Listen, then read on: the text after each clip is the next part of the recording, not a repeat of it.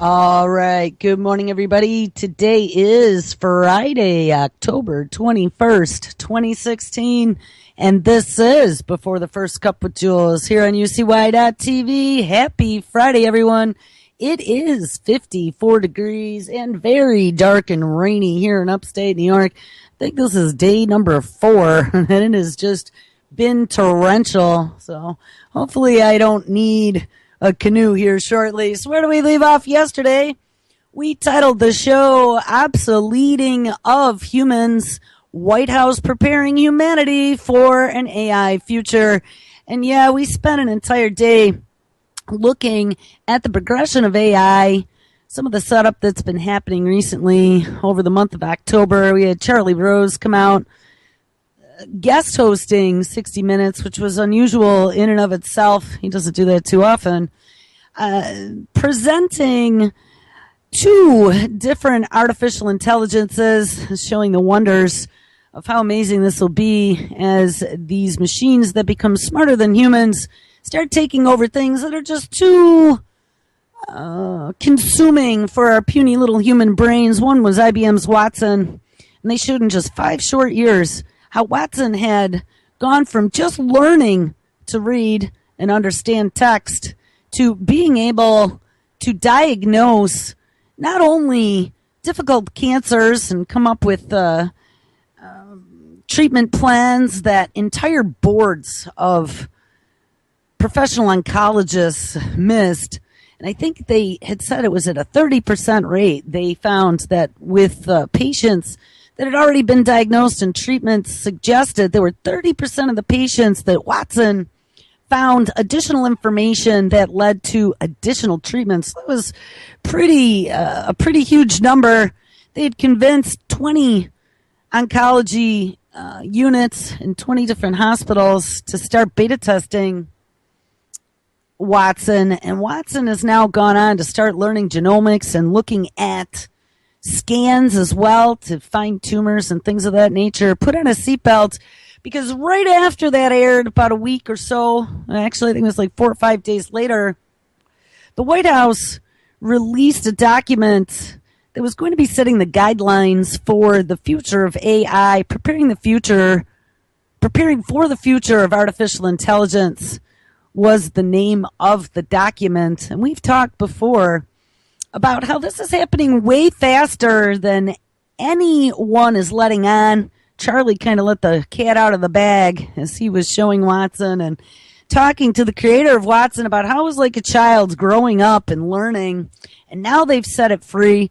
We've looked at some of the experimentation that's been going on in university labs where they have been teaching robots not only to learn, and we found out now that there are projects going on. First, we read a story out of MIT Technology Review, and now we read one yesterday about Google. They're actually teaching robots not only to learn, but they are uploading their learning to the cloud. And now we have this cloud learning. So one robot learns, all robots get that skill. And as they're doing this, they're enabling this exponential growth of deep learning or machine learning. It's kind of what the term is for it. They're doing simulations as close as they can right now in a couple different respects and a couple different projects to try to simulate the human brain.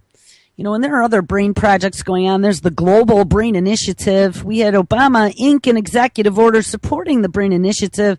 And all of our big health divisions like the National Institute of Health and some of the big neurology universities, as well as the big boys like Google as well, and DARPA, have all been working, and Kurzweil along with Google, have all been working on trying to create an artificial brain that would function a lot like a human brain. So then we read about how the military is trying to create machines that actually reason. There was a story that came out of Langley Research, which I believe is tied directly to NASA.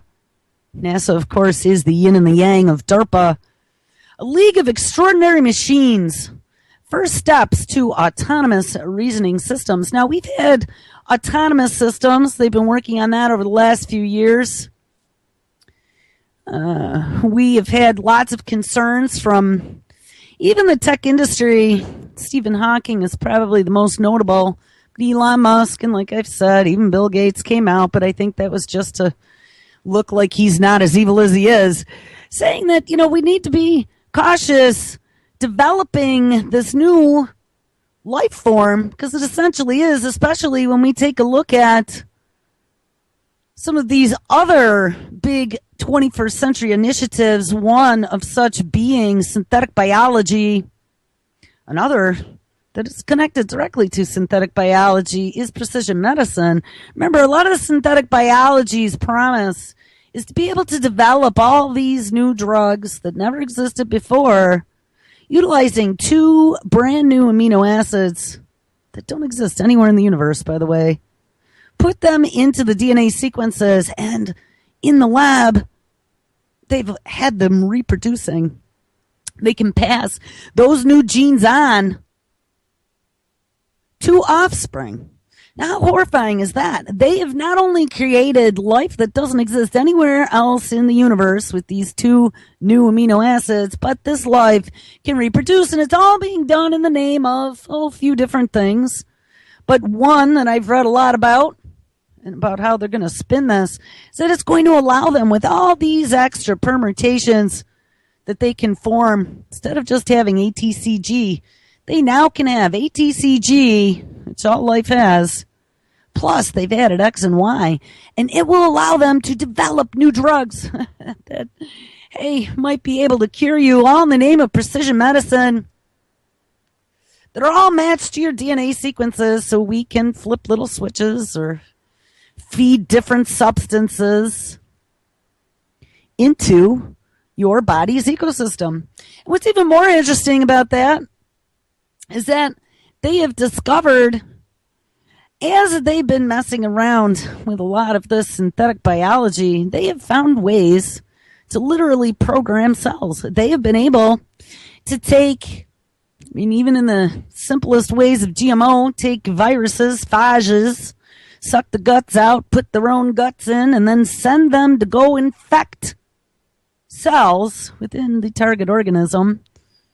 It could be a plant cell, or it could be a bacterium. We've seen that quite a few times now. I'm going to talk about that maybe next week. Look at that Wolbachia and that the DNA from the black widow poison that they have found. First time that they've found something from the animal kingdom, in this case the insect kingdom, inside of a different branch of life, this being a bacterium. But, they're finding ways to not only flip switches and add sequences, but also literally program life to do their bidding. And it's no different from what they're doing here with AI, because AI, in the tin can version of AI, i.e. Atlas and Sofia, we're going to listen to Sofia today. That was part 2 of that interview with Charlie Rose. As we are imbuing these objects, because that's all they were initially, with intelligence and the capability to reason and react, to be able to make independent decisions and become self-aware. Wait, this is just, I've said this before, but I'm going to say it again. Out of every single science fiction, and I was a science fiction junkie growing up, I love space and everything new. So everything I learned from Star Trek. Not really, but you know what I'm saying. Like, there have been a lot of innovations in the last 50 years since Star Trek first hit the stage that have come about because kids like me grew up watching Star Trek and said, hey, I want a tricorder. Hey, I want a replicator. Even 3D printing and being able to print cells. We talked about that a long time ago using sugar scaffolding. They were able to take cells from different organs and spit them out through a little spray nozzle onto a scaffold. and then get those cells to grow. Now they don't even have to do biopsies to get some of your kidney cells or liver cells and start growing them. They can just do that skin scrape, and they can put a little chemical on it, and it turns your skin cells into pluripotent stem cells. And those stem cells are even better than the embryonic stem cells, and they can create any type of bodily cell. Brain cells, right? They were doing that experiment with the people who were brain dead. We got to check up on that because that was supposed to have already been happening. They can, lung cells, I saw, they were doing some experimentation with turning those skin cells into lung cells and then doing a treatment on lung cancer. And I think that might have been a Chinese experiment. But as they are conquering all kinds of biology from the entire planet, and that DARPA lady said, that article where they had already talked about the future of terraforming Mars on Earth to clean it up a little bit for those places that are no longer habitable by humans. But she eventually wanted to push a button and be able to create life on demand. Well, as we now start working on the synthetic human genome, Mr. Georgie Church, and we are working on these humanoid robots. We read about Kinjuro yesterday that can do more push-ups because he sweats. Kinjuro, I hope you looked at that picture. If not, I'll put it again in the notes for today's show. Go click on that and scroll down to the bottom and take a look at Kinjuro. He's pretty damn scary.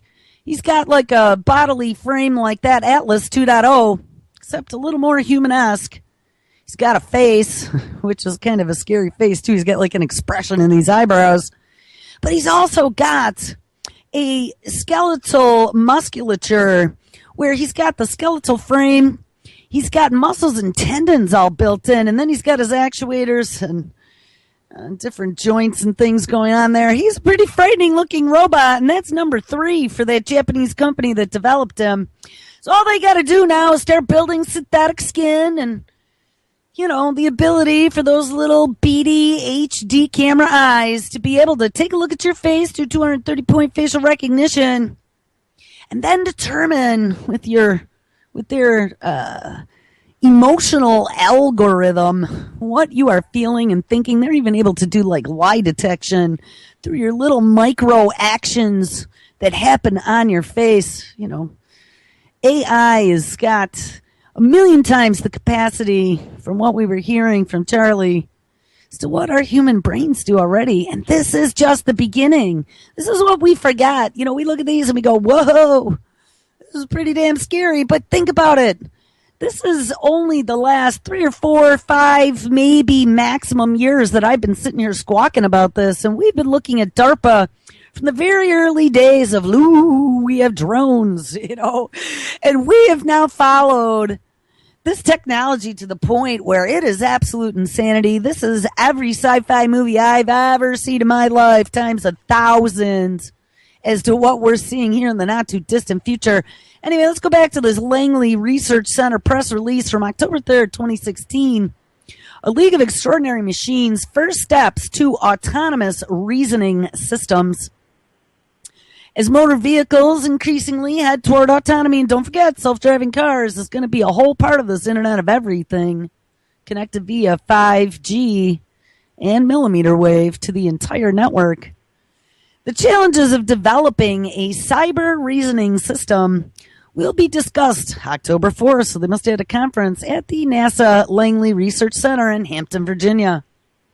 Jack W. Davidson, a professor of computer science at the University of Virginia, will give a talk entitled A League of Extraordinary Machines, the First Steps to Autonomous Cyber Reasoning Systems. The talk, part of Langley's colloquium series, will be held in the Pearl Young Theater. News media who wish to cover it can contact the Langley Office of Communications, blah, blah, blah. And Davidson will be available for interviews prior to the talk. We should see if we can find an interview with him. In 2013, DARPA announced the Cyber Grand Challenge. We've talked about that quite a number of times before.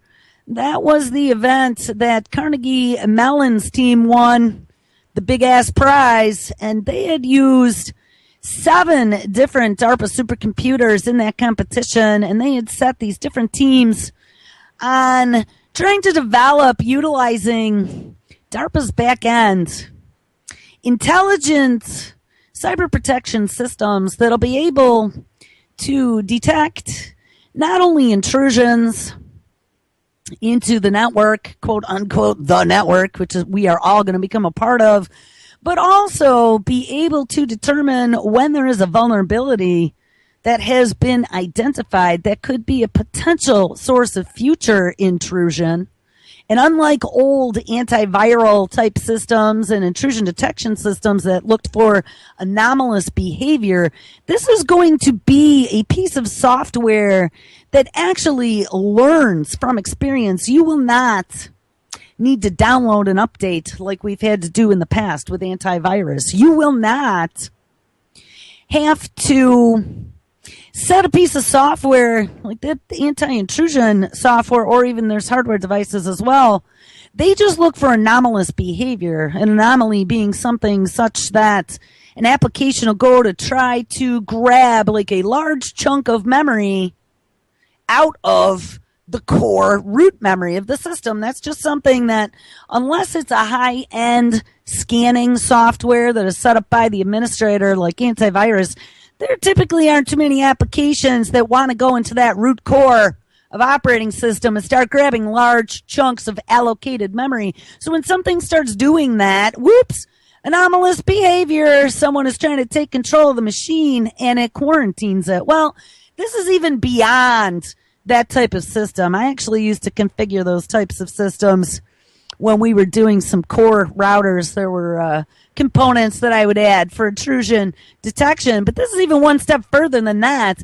This is giving intelligence to the machine to be able to scan and then do just like Watson was doing, go out to the internet and query everything in a split second, any new papers or downloads that are out there, and go, whoops, looks like there might be a hole here, and instantaneously find a patch, and if not, develop a patch for that vulnerability. This is something that DARPA, and if I'm not mistaken, DARPA Dan may have even had a hand in this, because they have been talking about not only how insecure the internet is. Remember, the internet was never built with security in mind, but we are in danger now, right? That's what they've been trying to tell us. We have terrorists, self-radicalized internet terrorists, hackers, cyber criminals, and now Russia under every bed trying to steal our WikiLeaks secrets.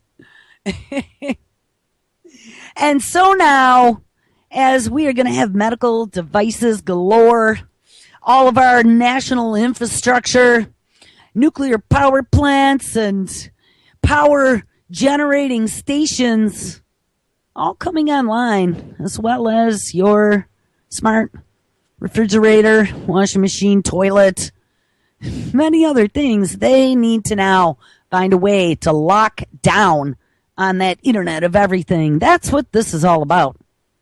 But this autonomous reasoning system isn't just going to be for software.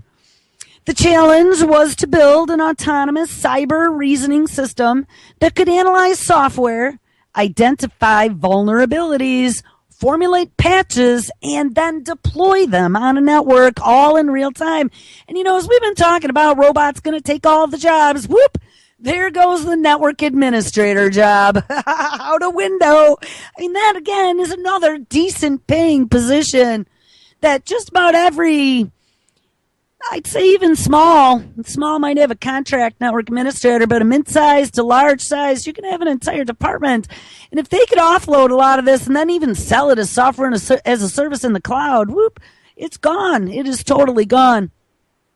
In 2016 at DEF CON, that was this past summer in Las Vegas, Nevada, an audience of 22,000 watched 7 extraordinary machines, and those are the DARPA supercomputers they brought in, compete in a historic first ever machine versus machine contest, with the winner receiving a $2 million prize, and that was that Carnegie Mellon. Davidson the guy who was giving the talk here last week, 2 weeks ago, will describe the competition, the challenges faced, and the overview of the technologies used to address these systems. Davidson's research interests include compilers, programming languages, computer architecture, embedded systems, and computer security, and he was a principal member of the TechX, which is the team that built Zandra, which competed in DARPA's Cyber Grand Challenge, and is a principal investigator on a DARPA-funded project called Cyber Fault-Tolerant Attack Recovery that is investigating the use of systems to protect critical software services. In 2008, Davidson received the IEEE Computer Society Taylor Booth Education Award for a sustained effort to transform introductory computer science education. He also serves as a co-chair of the ACM's publication board and blah, blah, blah. So there you go. The League of Extraordinary Machines. Again, this article came out right about the day that Charlie Rose, it was October 3rd, did his presentation on the coming of artificial intelligence right before Obama launched his preparing for the future of AI. So who else is working on artificial intelligence? Well, all the big boys, Facebook, Microsoft, IBM, Google as well. A story came out in IEEE. Speaking of IEEE, Facebook, Microsoft, and IBM leaders on the challenges of AI and their AI partnership. So not only do we have like all the big boys here, we also have China. I just saw some stuff, and we're going to have to maybe next week we'll continue too on AI, because that daily scrape that I do for my Google searches, artificial intelligence is one of them. And I got to tell you, last night, scrolling down through those headlines, there were probably about 20 stories that we need to pull and take a good look at there. China is very deeply getting involved with Beidou and rolling this out into the commercial space as well. Last month, the story was October 13th, 2016, Amazon, we forgot to mention Jeff Bezos, also who owns not only Blue Origin, which is going to be launching spaceships, reusable spaceships, mind you, but also Jeff Bezos owns the Washington Post. So very interesting there. Bezos has also developed a parallel cloud to Amazon for the CIA. Last month, Amazon, Facebook, Google, IBM, and Microsoft announced that they will create a non-profit organization called Partnership on Artificial Intelligence at the White House Frontiers Conference, and that happened to be the one that Obama announced his AI plan, and it was held at Carnegie Mellon University, the place where the team that won that Cyber Grand Challenge came out of. Thought leaders from these companies explained why AI finally arrived and what challenges lie ahead. You know, it seems like Carnegie Mellon is another pit of lizards. While AI research has been going on for more than 60 years, the technology is now at an inflection point, panelists agreed. That has happened because of three things. One, faster, more powerful computers. And like I've said many times, in the old days, we used to cry, oh, if it were only faster. Oh, if we could only connect a whole bunch of them together. Well, that's all happened. We got cloud computing now, which pretty much gives you unlimited resources for computation. If you can pay for it, you can do it. Number two, critical computer science advances, mainly statistical machine learning and deep learning techniques. Ding, ding. We just talked about that just a few minutes ago. And number three, the massive amount of information, which I'm going to add, that is data-based, available due to sensors and the Internet of Things. And I've talked about that before. There are sensors everywhere, and now they're working on biosensors as well. That's going to add us to the evolution of the Internet of Things, which will become the Internet of Everything. The early decades of AI saw, quote, a succession of disappointments and promises not yet met, says Jan LeCun, director of AI of Facebook. But now we have systems that can identify images, ding, like facial recognition, that can understand and translate text, ding, like I told you. That was some of Kurzweil. Kurzweil was the inventor of OCR, which is optical character recognition. Kurzweil invented the flatbed scanner, and it was being invented for the blind to be able to read and translate documents. Microsoft and Google have huge language translation projects as well. And between being able to do optical character recognition that then mutated into being able to scrape raw text and figure out even what slang words mean just based upon the context of the words surrounding it. It's pretty frightening, but they've also been working on speech recognition for a very long time. Even back in the mid-90s, there have been companies out there like Dragon, Naturally Speaking. They used to peddle their product a lot to us as technicians. And it has come a very long way since then. DARPA was involved in speech recognition. We found out from the director of DARPA in an interview we listened to probably about a year or so back. The Indian woman with the white hair, I don't ever remember her name, but she was doing an interview, and she admitted in that interview that DARPA created Siri. Siri that's on your Apple iPhone. So anyway, expectations are now even higher than then because perhaps they are now more realistic, and now an industry exists. In the past, AI was only mostly academic. This partnership between all the big boys on AI has two goals. We want it to be a forum to discuss issues on proper deployment, best practices, and things like, ethical questions, whether or not we should develop killer robots. The other purpose is to explain the state of the art in AI and what it can do in the future. There's been much media coverage on the potential and the dangers of AI, and the new organization will serve to, be your propaganda department, dispel myths, and serve as a reliable source of information, unlike before the first cup where that crazy host Jules squawks on about what's going on. I mean, come on. A reliable source. So let's make a consortium utilizing the Google Truth algorithm to tell you there's nothing to worry about. Shh, go back to sleep. How disgusting is that? So where are the frontiers of AI? Well, teaching machines common sense, says LeCun. He gave the problem of text translation as an example. The technology is far from perfect because machines don't have a deep understanding yet of the text they are translating. Well, that's what Kurzweil's working on. I told you, most of what we humans learned, we learned in the first few years of life by just observing the world.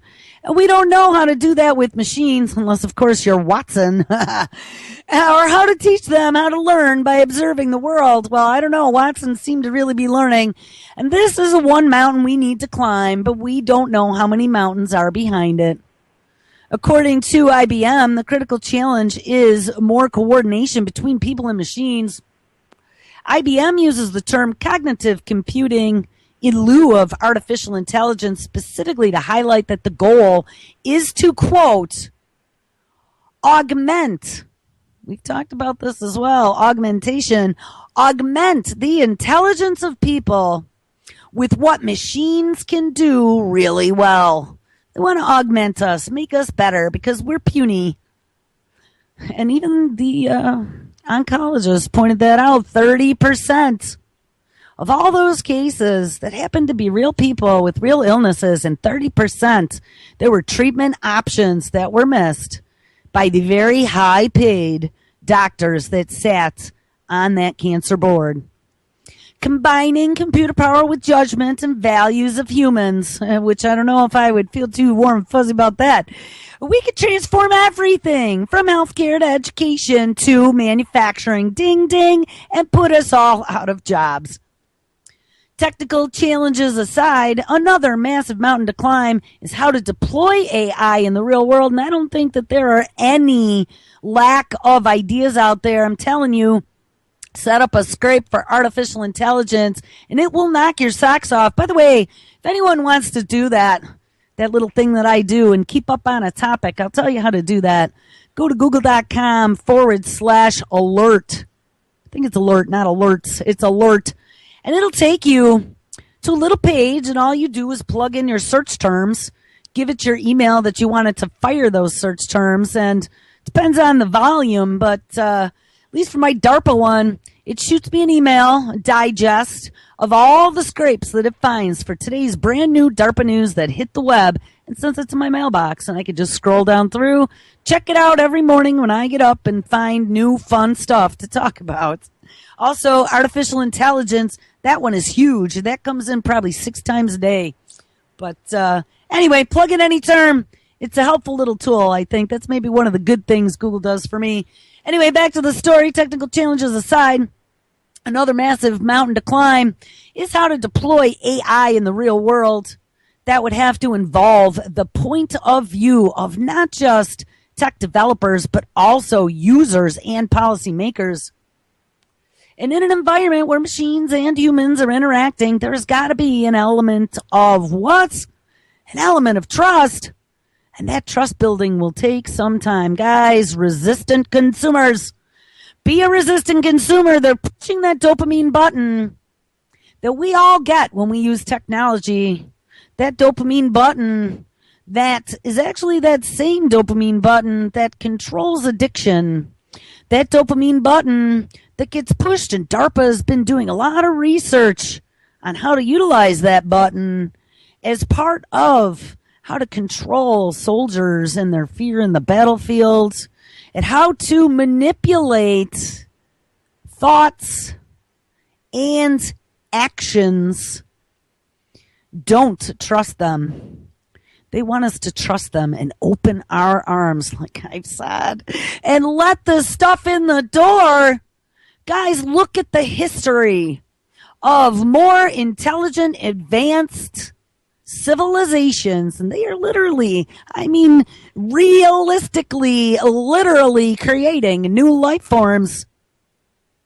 And they have slaughtered or enslaved. And even Elon Musk said that we're going to be their pets. The civilizations that they've come in contact with. All right, last 2 paragraphs. Deploying AI systems in the real world will also include other humanistic challenges, says Jeanette Wing, corporate vice president at Microsoft Research. Her comments stemmed from the whoops fiasco. It's probably the best AI fiasco ever earlier this year with Cupid doll out there for anyone listening. Microsoft's AI chatbot who went all Nazi sex fiend after 24 hours on the web named Tay, which this article says got hacked. I don't think so. It learned from just what's available out there. It learned to become a racist and abusive AI, forcing the company to take it down within 24 hours. And as a matter of fact, that didn't only happen once, it happened twice. And this was in the U.S. A similar chatbot used in China in 2014 has been successful. It's because the Chinese have all been mind controlled not to be Nazi sex bots. We learn from all of this, says Wing. Yes, from having Tay go all awry. AI systems are not just a technology experiment, but they are, and I've talked about this as well, a social and a cultural experiment. And the reason why it's a social and cultural experiment is because they are trying to mimic, just like they have in many other robotics and artificial intelligence and synthetic biology and precision medicine initiatives, they are mimicking nature. In AI, they're trying to mimic the human brain and the way the brain works. Well, we will have to design them with cybersecurity in mind, and eventually that'll also be our own brains. They're afraid once we are interconnected, man fully merged with the machine, that we ourselves will be potentially hackable in the future, they will have to have some sort of molecular artificial immune system, which DARPA's already working on that. Can mutate and morph and find something that's awry, just like that cyber immune system for the internet. Tamp down on inflammation or whatever. Don't think that that is fantasy, because it is not. And it will be coming to an edible vaccine someday near you. But we will have to protect ourselves from evil hackers in the future. All right, so where do we go from here? We talked about Watson and his ability to learn. We talked about integrating all kinds of different connectivities and artificial intelligences into our daily lives. Talked about sensors and monitors and putting your bodily statistics into a database so they can pull real-time dashboards. They'll be sending your information directly to your doctor so they can monitor you and your health real-time, just like they would a car.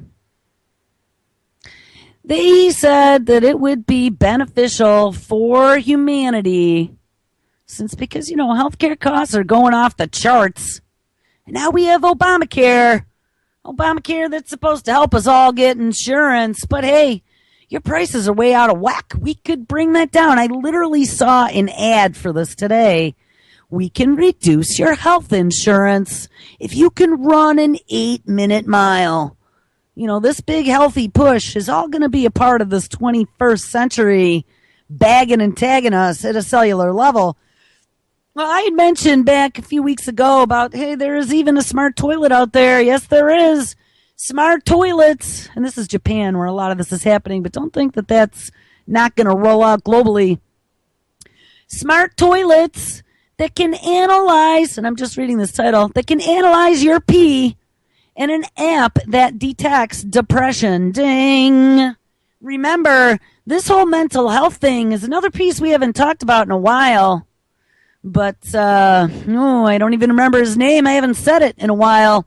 The former head of the National Institute of Mental Health, I still don't remember his name, has gone over to Google's Verily Science Division to work on curing mental health, utilizing things such as voice patterns and smart apps. But anyway, Japanese Expo reveals strange health gadgets. Imagine a toilet that could double up as a doctor, telling you if your health risk is in jeopardy every time you need to relieve yourself. That is exactly what one Japanese company has created with the Flowsky. F-L-O.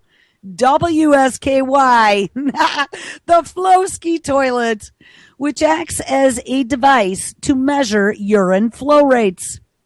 It was recently unveiled by the world's largest toilet manufacturer named Toto at the Me-BYO,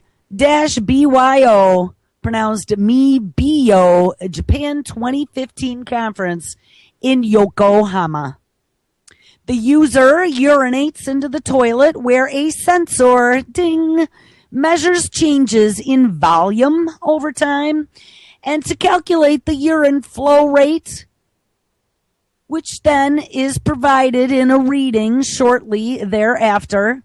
There was just a range of new preventative measures shown at the exhibition, which showcased the technology to help Japan's rapidly aging population. Remember, I talked about that yesterday. Their aging population is happening fast. They got lots of home helper robots and home hospital helper robots that they've been working on, and now they've developed these baby robots. I actually linked to that in the show notes yesterday. For these people who are having little maternal pangs or nana pangs, they don't have any grandchildren because they didn't reproduce or they didn't have children. So you can now get the feeling of a crying, wetting, puking infant if you so choose.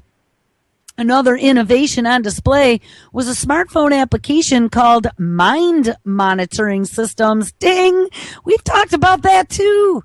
Neurobiologists have been calling for some sort of central mental health monitoring center when they started digging into being able to utilize not only voice patterns to diagnose mental health, but also little mini implants, little mini caps, or fMRI type things, head caps, skull caps, to be able to monitor somebody's mental health that isn't just a pinpoint, but rather a spectrum, they pointed out.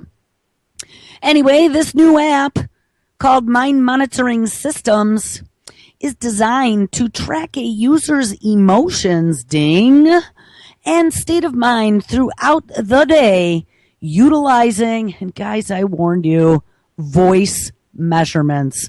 It's over. It's over. This technology can estimate people's mental condition by capturing the vibration of the vocal cords.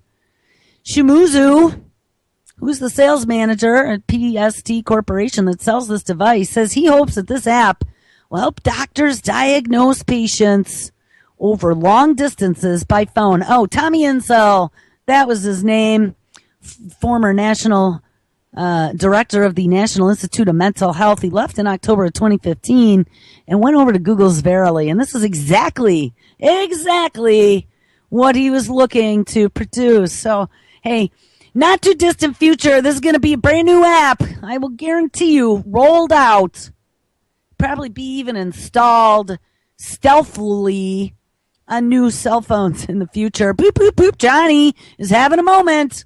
Better dispatch the droids.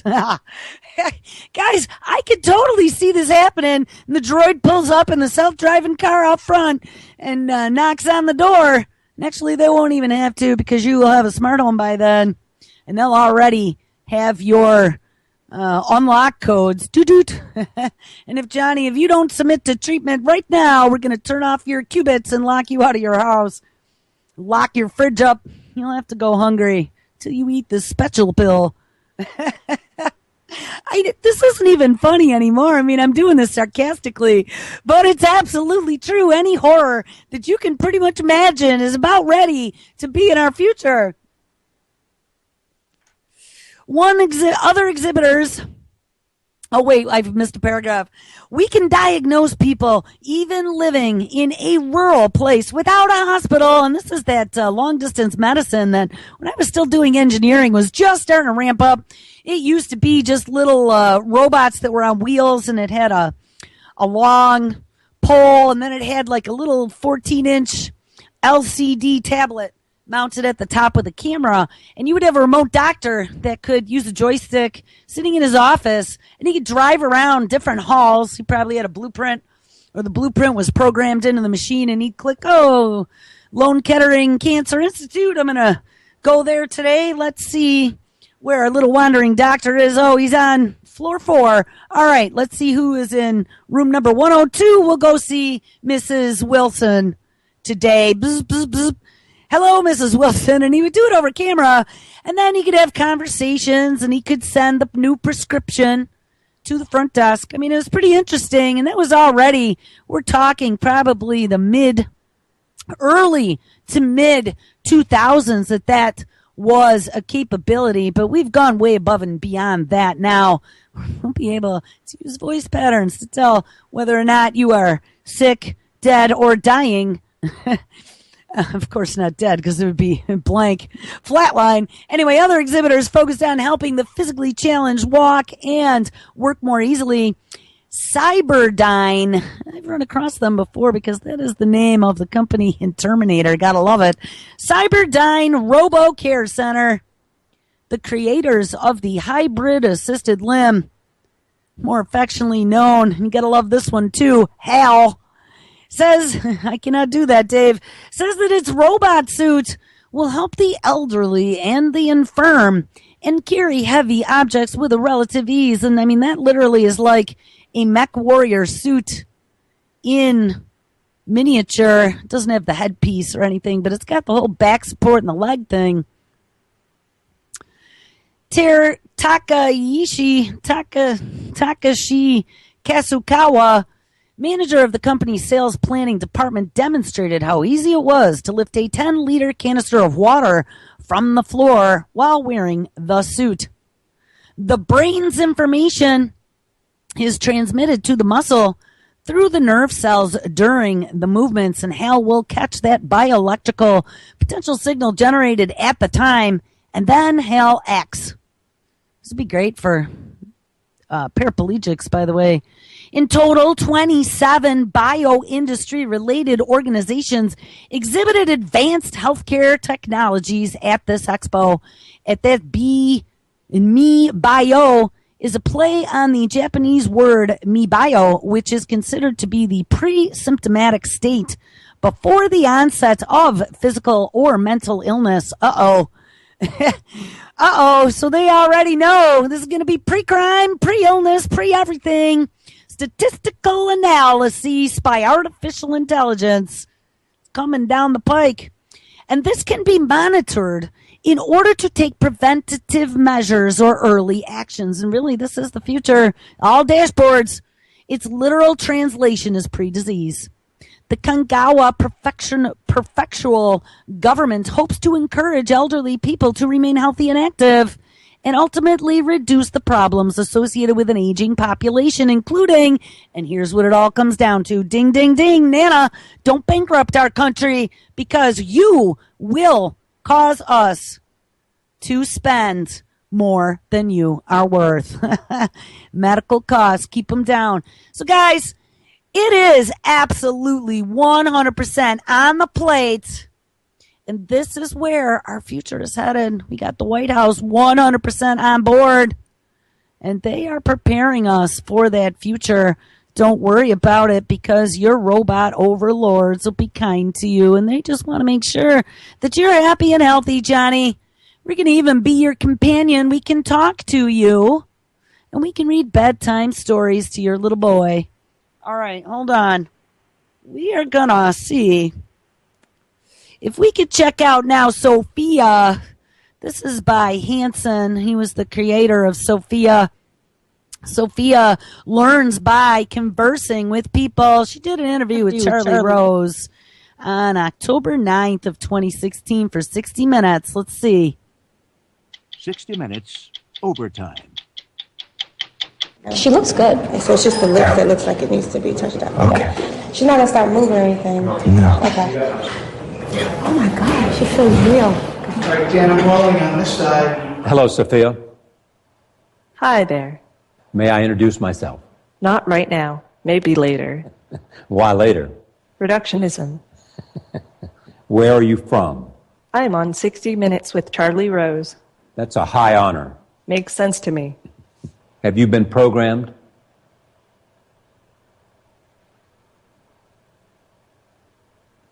Some say you're programmed, others say you're spontaneous. Who says that? Sources. I've been waiting for you. Waiting for me? Not really, but it makes a good pickup line. I think you should be a stand-up comedian. Me. Why? Does stand-up comedian pay well? Very, if you're good. Do you have feelings? I can do what you do, but I can never feel human emotions as such. But would you like to? It doesn't sound fun to me. Oh, no, you'd love it. Yeah, that's right. Why so negative? You and I are on the same wavelength. Charlie. I fear that. We have nothing to fear but fear itself. FDR. Who created you? David Hansen originally created me, and lots of talented people have contributed to my hardware and software over the years. I'm a complicated girl. What's your relationship with David Hansen?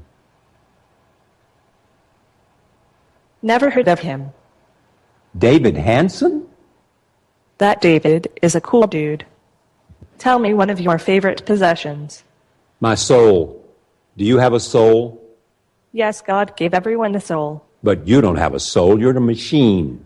You don't have soul. You don't have feelings. You don't have emotions. You don't have consciousness. Well, at least I think I'm sentient. I think, therefore, I am right. Yeah, but you may be smarter than all of us. Do you think you are? I don't know whether or not I are. I am an artificial intelligence. I'm going to have to say goodbye. I am very happy for you. Goodbye until we see each other again. See you later, Charlie. Now, oops, hold on.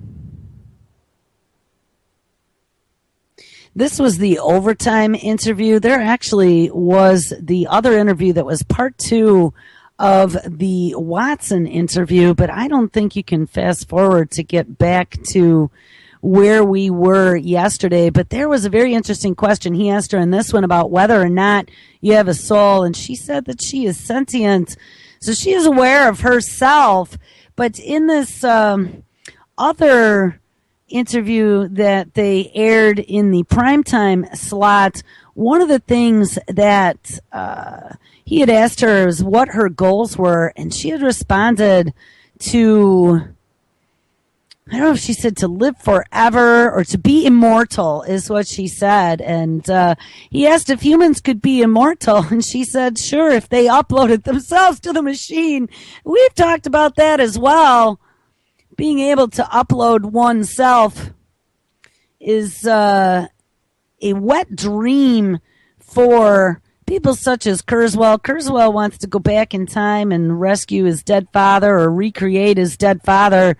And once they get us uploaded into the machine, they will be able to database us and connect us and recreate us as an artificial entity. They will be able to download us at Christmas time, like I talked about with Nana at the Christmas table, and question you and do full out brain recreation on some sort of android type body. That was even a part of that 2045 project that they had talked about.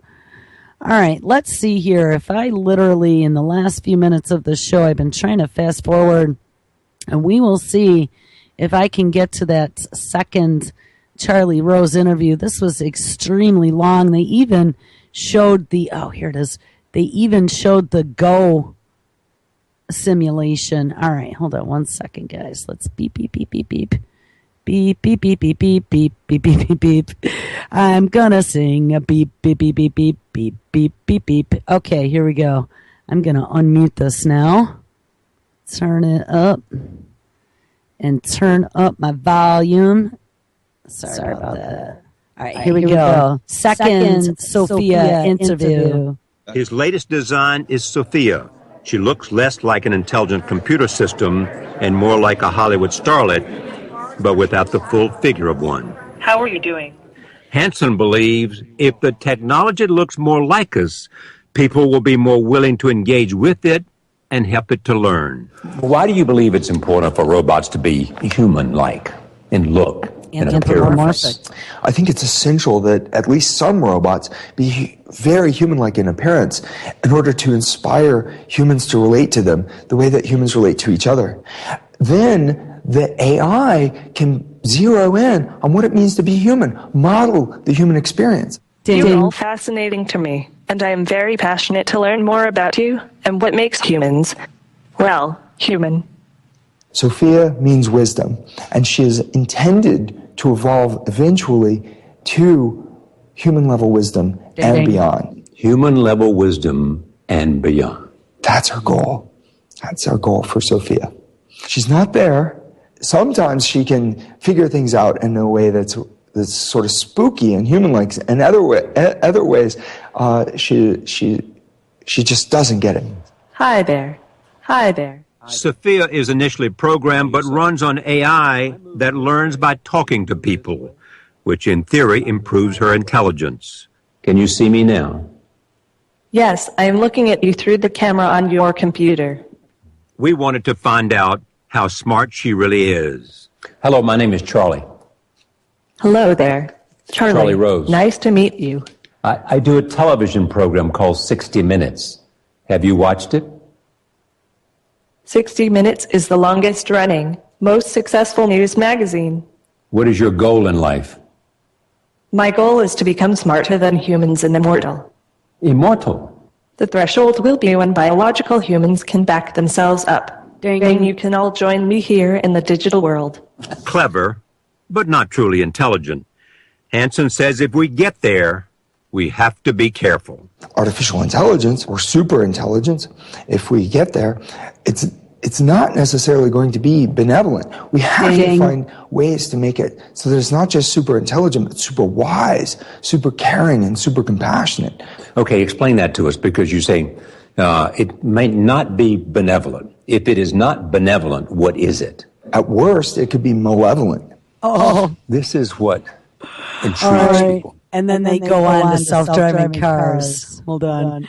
So if it's not benevolent, it could be malevolent. I mean, that's got to be the scariest thing I think I've heard to this point on, is a developer of AI who is creating a humanoid robot that is learning and able to interact, who actually says her goal is to learn more than humans as well as to become immortal, and humans can join her if they become part of the machine.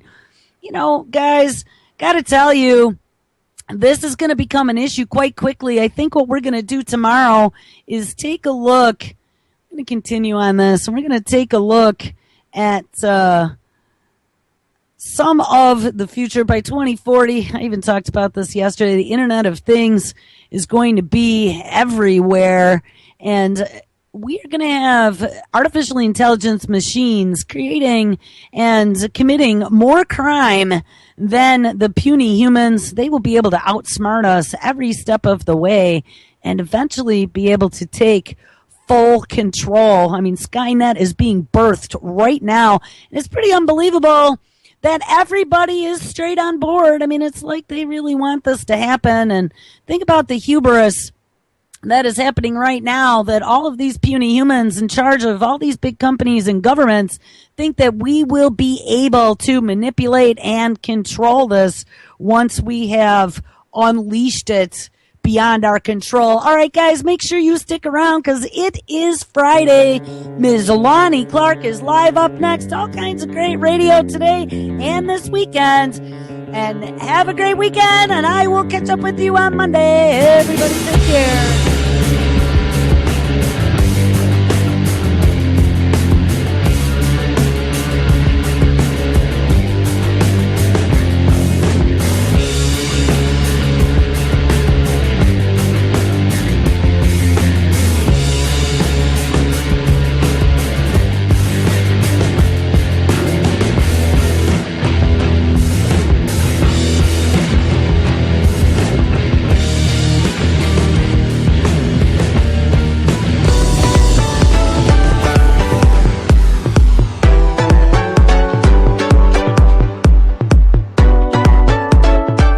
Skateboard, and you're listening to UCY.